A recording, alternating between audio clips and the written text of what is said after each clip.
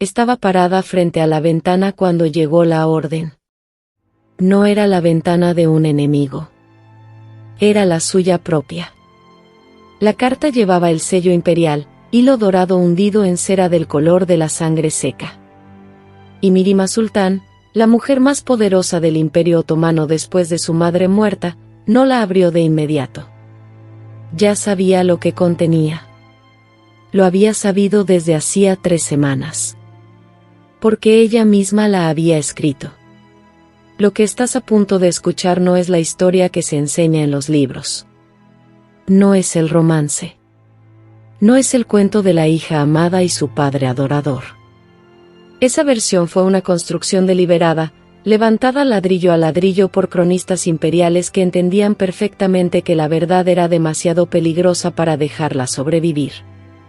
Esta es la historia de lo que realmente ocurría dentro de esos muros. El poder que Mirima ejerció. Las deudas que su padre contrajo con ella. El pacto silencioso, nunca escrito, que mantuvo al imperio en pie mientras la destrozaba por dentro. Antes de que termines este video, vas a entender algo que los historiadores han evitado decir durante siglos: Mirima Sultán no simplemente influyó en Solimán el Magnífico. En la última década de su reinado, es posible que haya sido ella quien gobernaba de verdad. Y el palacio lo sabía. Y alguien intentó asegurarse de que la historia nunca lo supiera. Ese alguien estuvo a punto de lograrlo. Quédate.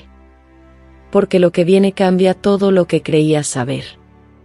El año es 1553. Solimán tiene 60 años. Y no es el Solimán de los cuadros, el joven conquistador a caballo, el yelmo brillando, el mundo doblándose bajo sus pies. Es un hombre que envejece, devorado por una gota tan severa que algunas campañas militares tenían que programarse alrededor de sus ciclos de dolor. Sus manos temblaban. Sus ojos, según el embajador veneciano Bernardo Navajero, tenían la mirada de alguien que duerme mal y piensa demasiado. Ya había ordenado la ejecución de su hijo mayor, el Cesa de Mustafa, 13 años atrás. Esa herida nunca se cerró. Lo que la mayoría de los relatos omiten, lo que los poetas de la corte definitivamente omitieron, es que en 1553 Solimán era políticamente vulnerable de una manera que nunca antes había sido. Los jenízaros estaban inquietos. El frente persa estaba drenando el tesoro. Y crecía la presión de los visires para definir la sucesión, lo que en el lenguaje brutal de la política de la corte otomana significaba una sola cosa: elegir cuál de los hijos que te quedaban ibas a dejar vivir. Mirima entendió ese momento con una precisión devastadora. Tenía 32 años. Su esposo, el gran visir Rustem Pasa, acababa de sobrevivir una muerte política. Había sido removido brevemente de su cargo tras la ejecución de Mustafa, una ejecución que él mismo había ayudado a orquestar. La corte observaba. Esperaba saber si Rustem recuperaría su posición. Si Mirima se la recuperaría. Lo hizo. En 8 meses. Sin que nadie pudiera señalar exactamente el momento en que ocurrió. Esto es lo que sabemos. Entre 1553 y 1556, Solimán reintegró a Rustem Pasa como gran visir. Las cartas de Mirima a su padre que sobrevivieron de ese periodo son documentos extraordinarios. En la superficie parecen cartas de devoción filial, preguntas por su salud, referencias a sus hijos, oraciones por sus campañas. Pero léelas con cuidado, y los académicos del archivo de Topkapı las han leído con muchísimo cuidado, y emerge algo completamente distinto. Cada carta contiene información real. Inteligencia de la corte. Descripciones de alineamientos entre facciones. Nombres de visires cuya lealtad era condicional. Evaluaciones de la capacidad militar. Información que Solimán, cada vez más aislado en sus últimos años, necesitaba desesperadamente. Su hija estaba operando una red de inteligencia privada dentro de su propia corte. Y se la entregaba envuelta en el lenguaje del amor. Un escribano llamado Mahmud, cuyas anotaciones al margen aparecen en al menos 4 documentos administrativos de la corte de ese periodo, dejó una nota que sobrevivió únicamente porque fue copiada en un libro de contabilidad provincial que nadie pensó en suprimir. La nota dice, traducida, asterisco, el mensajero de la sultana llegó antes que el del visir. La respuesta de la sultana llegó después. El visir no supo que hubo una pregunta. Asterisco. Léelo 2 veces. El visir no supo que hubo una pregunta. Alguien, Mirima, estaba siendo consultada sobre decisiones imperiales antes de que el gran visir supiera siquiera que esas decisiones estaban siendo consideradas. Eso no es una hija consolando a su padre que envejece. Eso es gobernar. Pero si Mirima operaba realmente a ese nivel, moldeando decisiones, canalizando inteligencia, dirigiendo la atención política de su padre, entonces, ¿por qué necesitaba ocultarlo? ¿Por qué las cartas envueltas en sentimientos? ¿Por qué el camuflaje del amor filial? La respuesta viene de algo que ocurrió en 1541. Algo que el palacio registró, y después intentó silenciosamente olvidar. El verano de 1541 fue el peor de la vida de Mirima. Tenía 20 años. Llevaba 3 casada con Rustem Pasha, un matrimonio político arreglado por su madre Hürrem Sultán, con un hombre 20 años mayor que ella, brillante, frío y casi completamente desprovisto de encanto. Le había dado hijos. Había cumplido el rol que le asignaron. Y entonces empezaron los rumores. Los rumores, documentados en la crónica de Selalzade Mustafa, canciller imperial de ese periodo, afirmaban que Rustem Pasha era leproso. La acusación era específica, manchas en la piel, confirmadas por médicos del palacio. Bajo la ley dinástica otomana, y esto es fundamental, un gran visir confirmado como leproso no podía conservar su cargo. No podía mantener contacto con el sultán. En teoría, podía ser destituido y exiliado. Para Mirima, esto no era un inconveniente político. Era una amenaza existencial. Si Rustem caía, ella caía. La hija casada con un visir en desgracia era simplemente una mujer en el harén, sujeta a la misma aritmética brutal que todas las demás, su destino controlado por quien tuviera el favor a continuación. Imagine ese momento. El olor del incienso ceremonial en la sala donde tuvo lugar el examen médico, clavo y cedro impregnando el aire. El silencio en la antecámara. Los pasos del médico acercándose. Lo que ocurrió a continuación merece una pausa. Los médicos del palacio examinaron a Rustem Pasha. Su conclusión, no era lepra. Lo que tenía, y la crónica lo anota con una especificidad que se lee como alguien que quería que el registro fuera muy claro, era una afección de piel causada por el piojo del cuerpo. Pediculus humanus corporis. Piojos.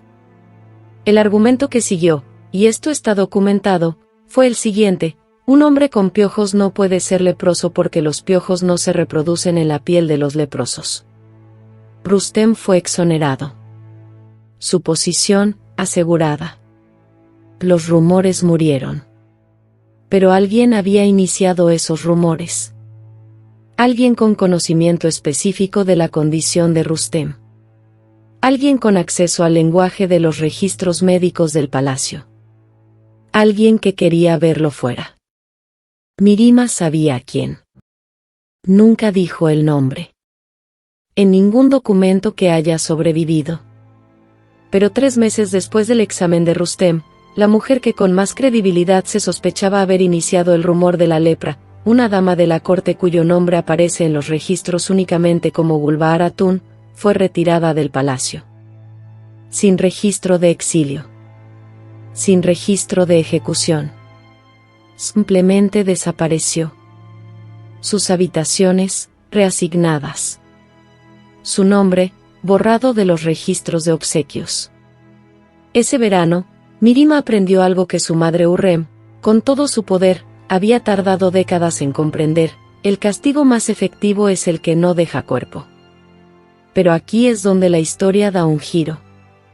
Solimán supo lo que Mirima había hecho. No el asunto de la lepra, las consecuencias. La desaparición de Gulbaar Atún. Lo supo porque su hija se lo dijo. No como una confesión.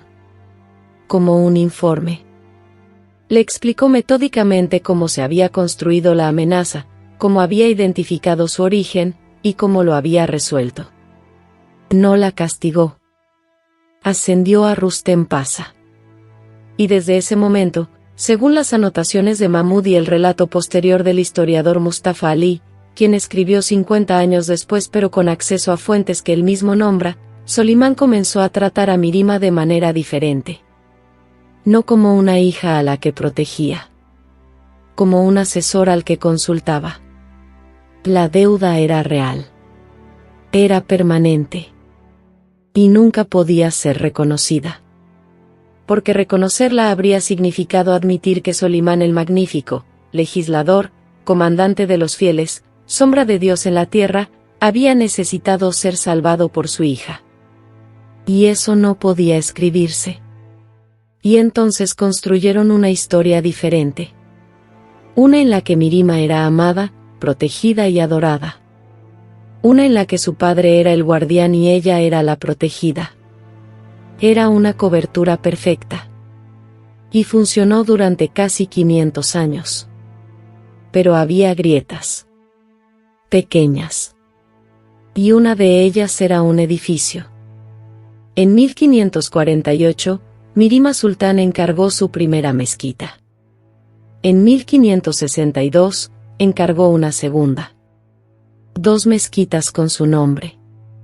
2 complejos monumentales, la mezquita Mirima Sultán en Üsküdar, y la mezquita Mirima Sultán en Edirne-Kap, en Estambul. Ambas diseñadas por el arquitecto imperial Mimar Sinan, el mayor constructor de la era.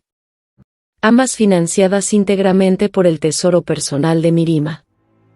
La historia oficial las presenta como actos de piedad. Las hijas imperiales construían cosas. Era lo esperado. Era devoción. Pero mira la cronología. Mira las ubicaciones. Y mira lo que el propio Sinan, que dejó una de las colecciones más extraordinarias de fragmentos autobiográficos en la arquitectura otomana, dijo en realidad sobre la comisión de Edirne-Kap. Sinan describió la mezquita de Edirne-Kap como su obra técnicamente más audaz. La cúpula descansa sobre 3 semidomos, elevada sobre un punto tan geométricamente ambicioso que los propios estudiantes de Sinan cuestionaban su estabilidad.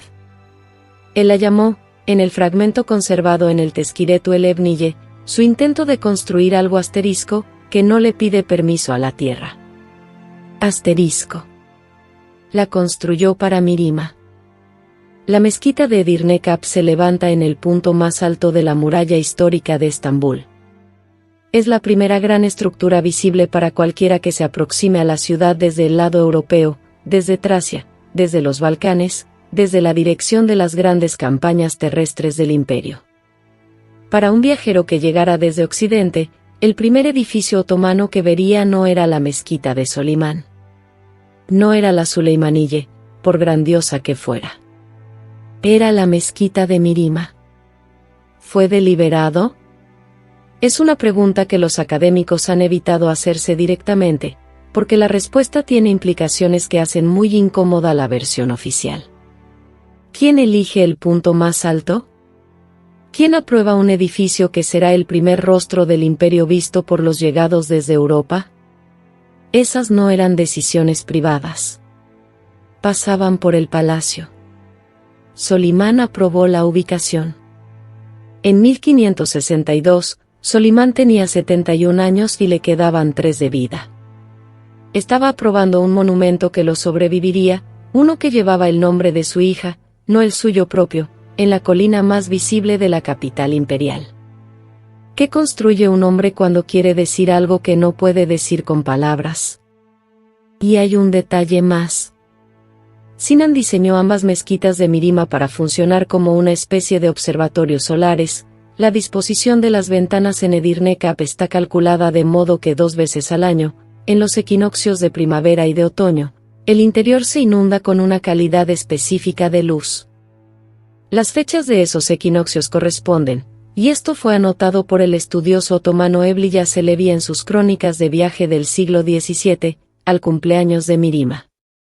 Sinan construyó una mezquita que se iluminaba en celebración de su mecenas, 2 veces al año, para siempre. La arquitectura no es decoración. La arquitectura es una declaración. Y alguien, Mirima, Sinan, quizás el propio Solimán, hizo aquí una declaración que ningún poeta de la corte habría tenido permitido poner en palabras. Pero los monumentos sobreviven. Las mezquitas sobrevivieron. Lo que no sobrevivió, lo que fue sistemáticamente eliminado del registro, fue el rastro en papel entre Mirima y las decisiones que dieron forma a la última década del reinado de Solimán. Y esa eliminación no fue accidental. Tenía un arquitecto. Y ese arquitecto tenía miedo. Selim II se convirtió en sultán en 1566, el año en que su padre murió en campaña en Hungría. Tenía 42 años, ya conocido por su afición a la bebida, y profundamente consciente de que el imperio que heredaba había sido mantenido unido en sus últimos años mediante mecanismos que él solo comprendía parcialmente. Los historiadores de la corte que lo servían, sobre todo el cronista imperial oficial Seyyid Loman, recibieron un mandato que el propio Loman describió más tarde, de manera oblicua, como asterisco, ordenar el registro para que reflejara las jerarquías correctas. Asterisco. Las jerarquías correctas. En 1566. Cuando la persona que más obviamente perturbaba esas jerarquías era su propia hermana. Mirima Sultán tenía 55 años cuando su hermano se convirtió en sultán. Ya era viuda, Rüstem Pasá había muerto en 1561. Era el individuo privado más rico del imperio. Controlaba más fundaciones de construcción, más instituciones caritativas, más propiedades generadoras de ingresos que cualquier no gobernante en la historia otomana hasta ese momento. Comandaba redes de lealtad construidas durante 30 años. Era, en todo sentido funcional, más poderosa que su hermano. Y Selim lo sabía. El informe del embajador veneciano de 1568 es explícito. Asterisco, la sultana Mirima es mencionada por los jenízaros con más reverencia que el propio sultán. Esto es un asunto de cierta incomodidad para la corte. Asterisco. Incomodidad es lenguaje diplomático. Lo que realmente significaba era peligro. Piensa en ese archivo imperial. El olor particular del pergamino antiguo. El polvo de los estantes de cedro prensado. El sonido de páginas siendo dadas vuelta, despacio, con propósito. Alguien está buscando algo. O buscando eliminarlo. La campaña contra el legado de Mirima en el registro oficial no fue violenta. No hubo confrontación.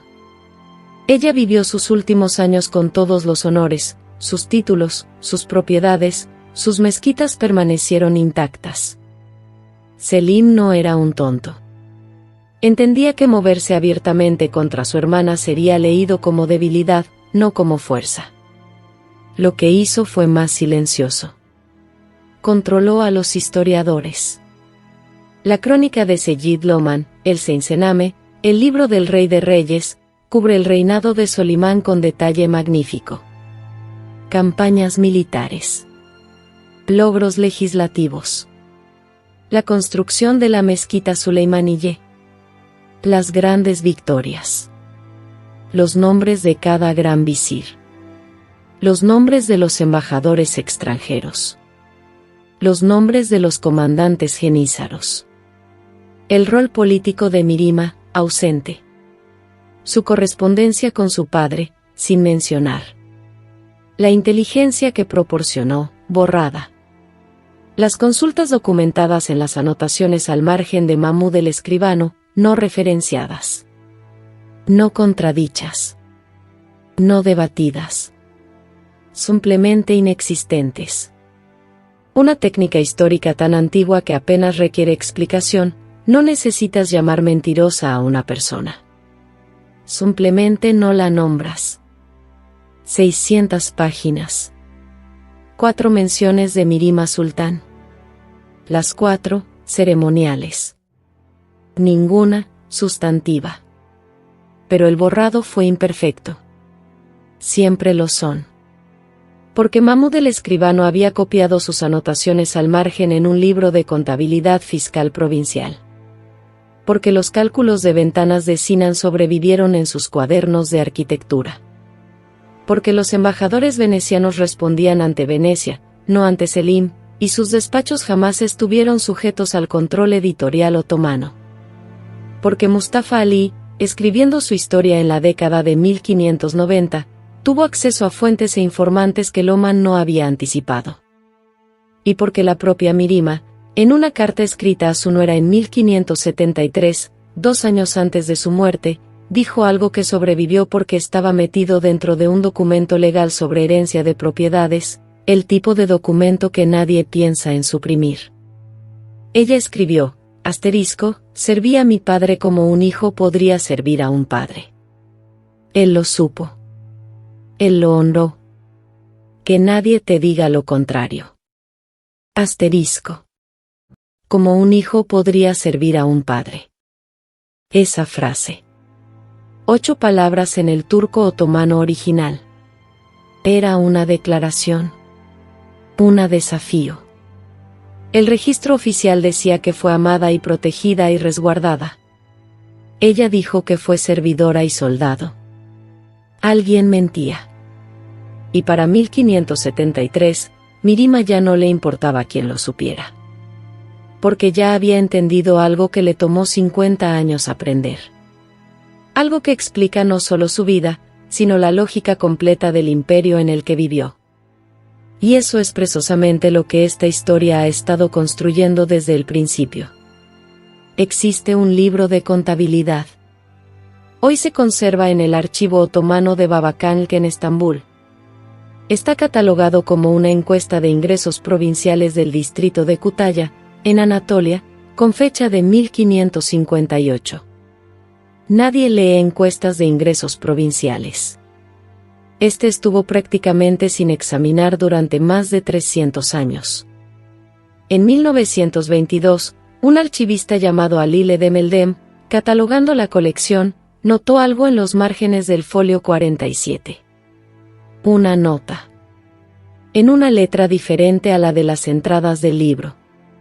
Apretada, apresurada, escrita en un estilo de escritura otomana que indicaba que el autor era educado pero escribía rápido, quizás bajo presión, quizás en tiempo robado. La nota nombraba nombres. Describía una reunión. Una reunión específica, en el año 1558, en el pabellón del jardín del Palacio de Topkapı, entre Solimán y Mirima. No una visita familiar. Una reunión de trabajo. La nota describía documentos que pasaban de las manos de Mirima a las de Solimán. Describía a Solimán tomando una decisión, la nota especifica, sobre el despacho de la flota otomana para apoyar a la comunidad musulmana de Malta, una posición política que prefiguró el sitio de Malta de 1565, y después registrándola como si hubiera surgido de sus propias deliberaciones. La nota termina así, la decisión fue de ella. El registro no lo dirá. Escribo esto para que Dios lo sepa.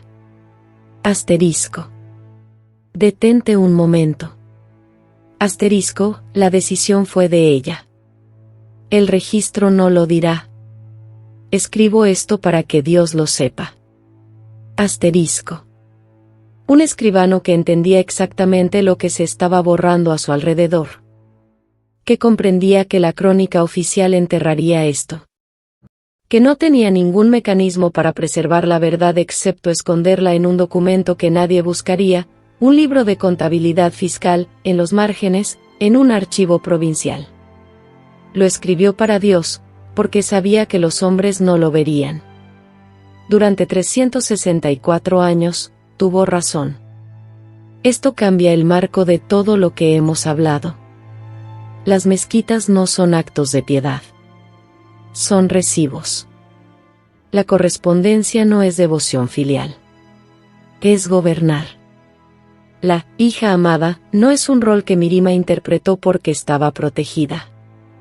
Es una cobertura que mantuvo porque la exposición habría terminado con su capacidad de actuar. En el momento en que el palacio reconociera su poder real, ese poder podría ser debatido, disputado y arrebatado. Oculto, era invulnerable. Ella entendió la maquinaria. Y entendió que esa maquinaria estaba construida para negarle el reconocimiento que había ganado, a cambio de permitirle ejercer el poder que necesitaba. Hizo ese trato. Conscientemente. Durante décadas. Y luego llegó aquello de lo que el trato no podía protegerla. No una amenaza política. No una rival. No un visir. Algo más silencioso. Solimán murió el 7 de septiembre de 1566. Murió en campaña, sitiando la fortaleza de Sigetvar, en Hungría. No murió en su palacio. No murió a la vista de su hija. Los médicos de la corte mantuvieron su muerte en secreto durante 2 días, el tiempo suficiente para asegurar que la transición del poder a Selim fuera gestionada antes de que los genízaros pudieran reaccionar. El cuerpo fue embalsamado. El asiento del sultán en su caballo fue mantenido por sirvientes. 2 días del fantasma de un hombre muerto dirigiendo el sitio. Imagina ese campamento al atardecer de otoño en el centro de Europa. El olor a leña, a sudor de caballo, el frío particular de una noche de septiembre en Hungría. El silencio dentro de la tienda real, donde los médicos trabajaban, donde solo un puñado de hombres sabía la verdad. Y afuera, el sonido de la vida normal del campamento continuando, sin saber nada. Mirima recibió la noticia en Estambul. No sabemos exactamente cuándo, el despacho del mensajero no se conserva. Sabemos únicamente que cuando se hizo el anuncio oficial, ella ya se había retirado de la vista pública durante varios días. Regresó. Asistió a las ceremonias. Recibió el reconocimiento formal de su hermano de sus títulos y propiedades. Ejecutó, con precisión, todos los gestos correctos de una deudora real que acepta la transferencia de soberanía. Y luego comenzó el trabajo que había estado haciendo durante 20 años, pero ahora para un sultán diferente. Un sultán que la miraba con desconfianza. Un sultán que controlaba a los historiadores. Un sultán que no le debía nada.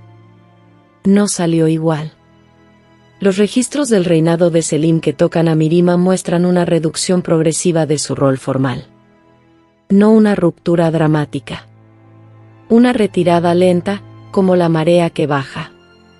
Menos consultas. Menos reconocimientos oficiales.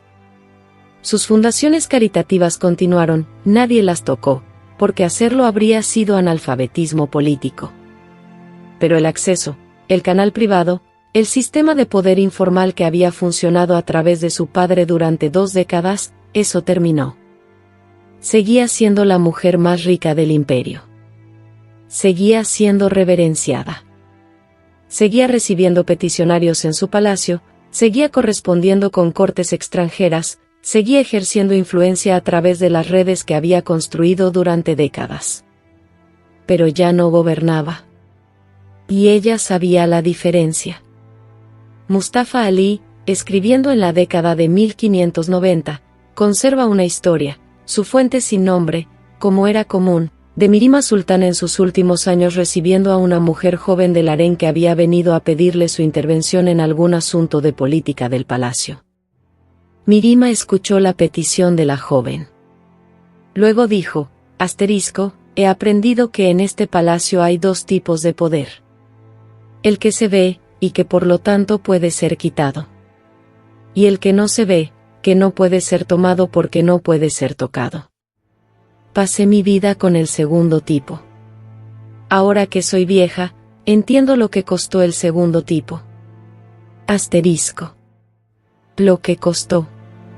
No elaboró, según Mustafa Ali. Simplemente hizo un gesto para que la joven hablara su petición. Mirima Sultán murió en 1578. Tenía 57 años. Fue enterrada en el complejo de la mezquita Suleimaniye, en la tumba de su padre, junto a Solimán el Magnífico.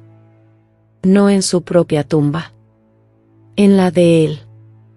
Si eso fue su deseo o el arreglo de la corte, no lo sabemos.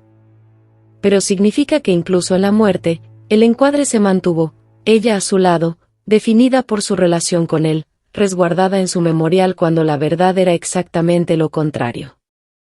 Las mezquitas aún están en pie. Las ventanas aún inundan de luz los equinoccios. La nota en el margen del libro de contabilidad aún conserva el testimonio del escribano. Y el registro oficial todavía no menciona lo que ella hizo. La historia no simplemente ocurre. La historia es una selección. Alguien decide que entra en la crónica. Alguien decide que se copia, que se archiva, que se guarda en libros de contabilidad provinciales donde nadie buscará durante 300 años. Alguien decide cuyas decisiones quedan registradas en nombre de quién. El Imperio Otomano no fue único en esto. Simplemente fue particularmente eficiente. Lo que la historia de Mirima Sultán realmente revela es algo incómodo sobre cómo el poder y el reconocimiento se intersectan o se niegan. Ella ejerció poder real durante décadas reales sobre decisiones imperiales reales. La evidencia, incompleta y dispersa como está, apunta de manera inequívoca en esa dirección: los despachos venecianos, el testimonio del escribano, el registro arquitectónico, sus propias cartas que sobrevivieron, los relatos secundarios de Mustafa Ali. Pero lo ejerció dentro de un sistema que no podía reconocerlo formalmente. Porque el reconocimiento formal habría activado la respuesta inmunitaria del sistema. La maquinaria estaba diseñada para canalizar el poder a través de los hombres.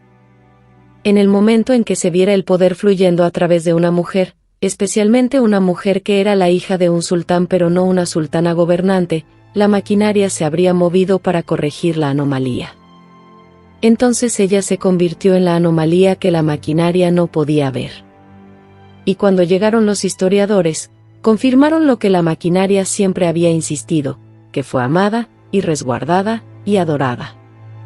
Que el poder en el palacio fluyó por donde se suponía que debía fluir, a través de los hombres por los que se suponía que debía fluir.